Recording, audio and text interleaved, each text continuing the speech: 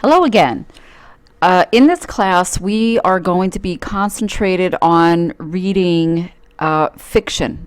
So, in this little mini lecture, I want to discuss certain elements that are present in fiction that I want you to pay attention to. Because when we have this toolbox, we can use that in applying our analysis.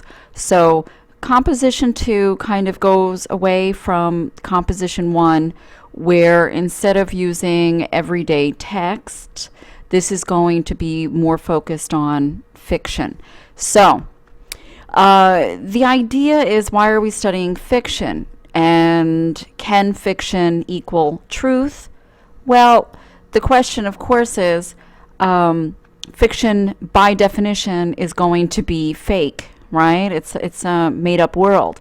But the whole idea is, within this made-up world, we are going to have the human condition reflected upon us. So if we're reading the right works, and I'll get into that in a little bit, we can get a deeper sense of humanity and how we navigate ourselves in this world. So while you could read the newspaper and you can make human connections that way, there's a deeper ability in fiction to be able to question yourselves, question society, question, the way you think about things. So even though what we are reading is fiction, we can still use it to analyze the human condition, as I have said. And when I say the right fiction, not all fiction is created equal. Not all paintings are created equal, right? It's like some works of fiction you can really get a good in-depth perspective, and other types of fiction really are just for entertainment alone, right? And you're not going to really have any deep thoughts about it. Maybe, there's a difference between Shakespeare, right, and the Hunger Games. So that's kind of what I mean, the right fiction. So what are we going to look at in this little mini lecture is just how do we define these elements. We have plot, character, theme, setting, and point of view. So there are more, and there's going to be further lectures about more literary devices, but we're just going to look at this framework of these elements a little bit deeper, so that when you are reading our stories in this class, you'll have the definitions in your mind of how to start analyzing deeper. So the first one we're going to look at is plot. So what is plot? Simply, it is basically what happens. It's a series of events. Plot starts at one point, and then this happens, and then this happens, and then this happens, etc. And I'll show you a character arc or a fictional arc on the next slide. So plot is what happens.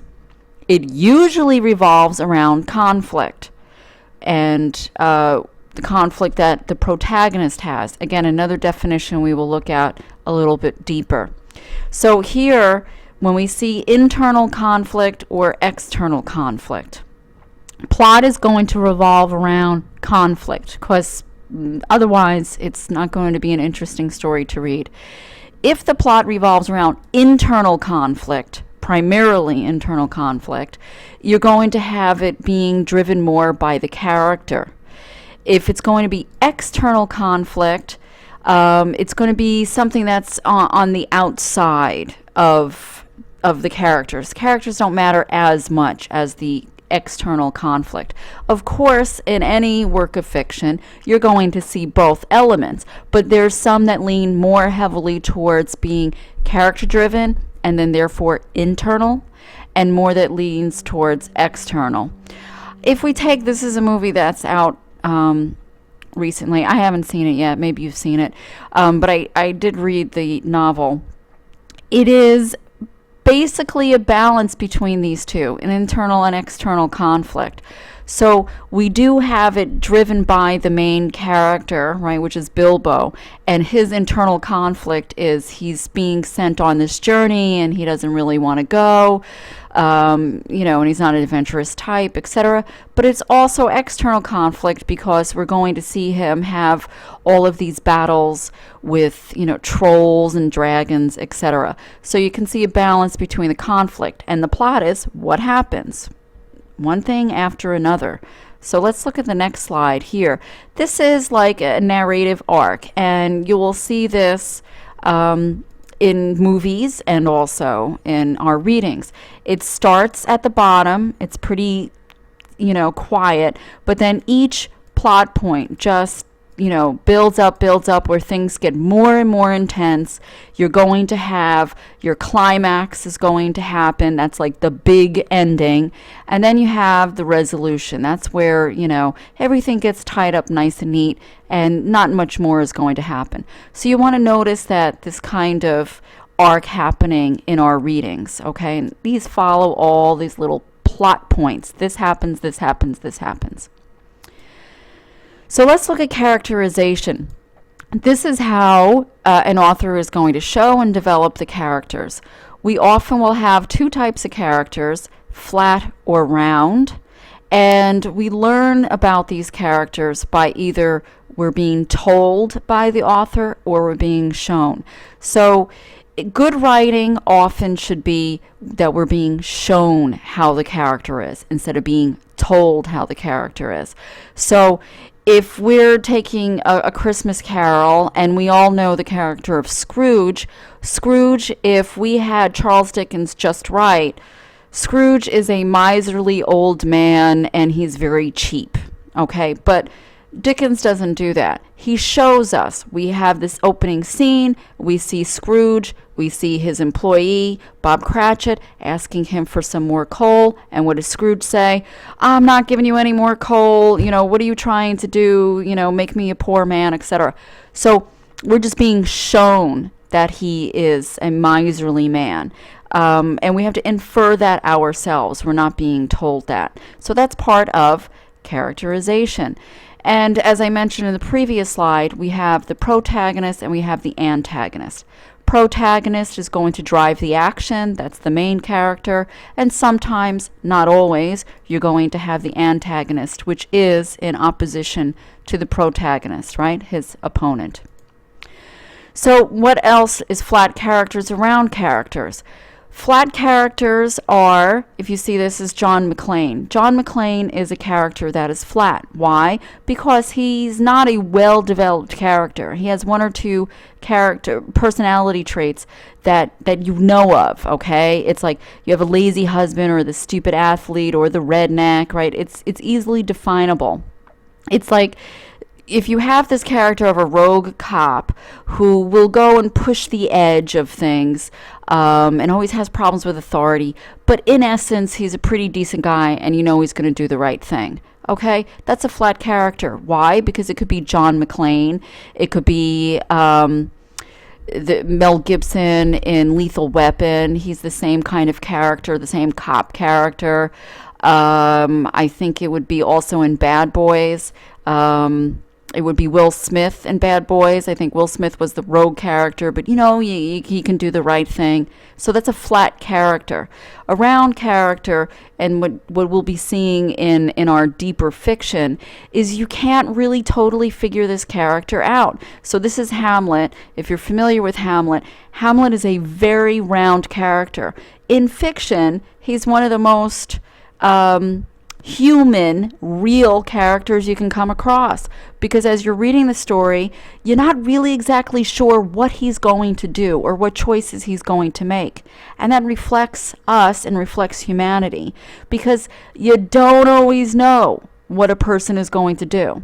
You probably don't even know what you're going to do in any given situation. You might have an idea, but you don't know. So round characters are more human. So theme is another area we'll just look at quickly. It's just basically the idea about the work. It's what does it mean? And there could be more than one theme. It's not always something easy to go, aha, this is what it's about. I pick Star Trek as an example because Star Trek often is going to use themes of humanity to reflect, the truths about things. It's like a theme would be, what choices do you make? Is it going to be, I'm going to sacrifice my life for the greater good, in order to save, the world? It's kind of, it's like, what else could it be about? Could it be about love? Could it be about sacrifice? So theme is not necessarily something you can just go, yes, definitely that's what it is. But look at it and see, what is it trying to tell us about humanity? So we'll be looking at that. Setting also is another important aspect of when we're analyzing literature, because setting is time and place. Setting can be very important to a story, or it can exist outside of the setting.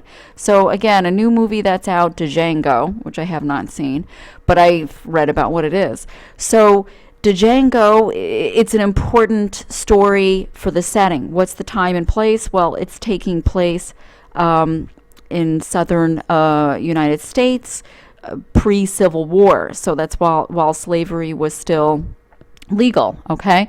That's an important part, right? The time, what era it's taking place in, and where it's actually taking place. Django would not be a story with the same kind of heat around it if it was, revengeful Jamie Foxx in 2013. It would be a totally different story. So what time the story is taking place and where it is taking place, you want to look at that and see how that is affecting the story. And then finally, we're going to look at point of view.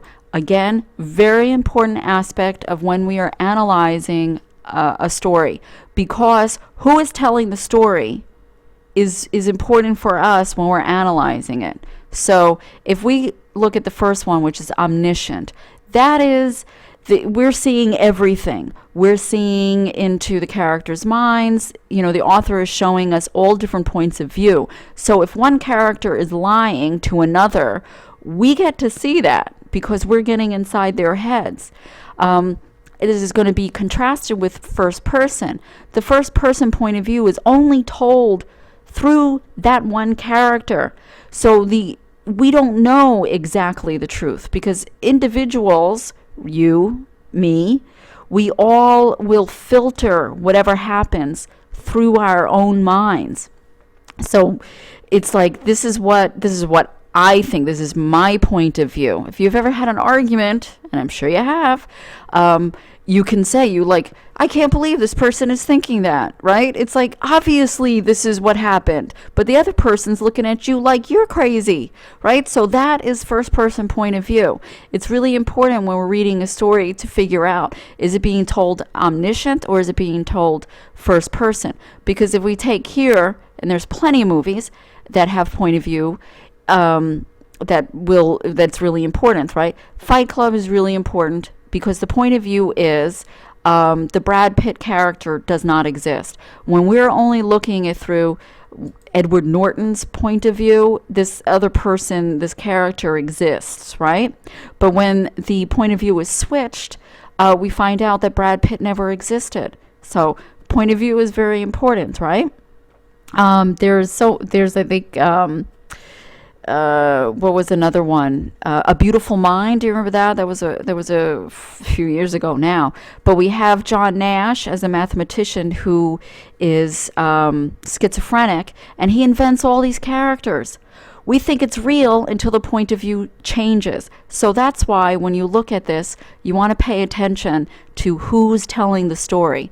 The third one here, objective, not used so much, so don't worry about it. It's happening, but we never get into the characters' minds. So quite often authors will not be using this.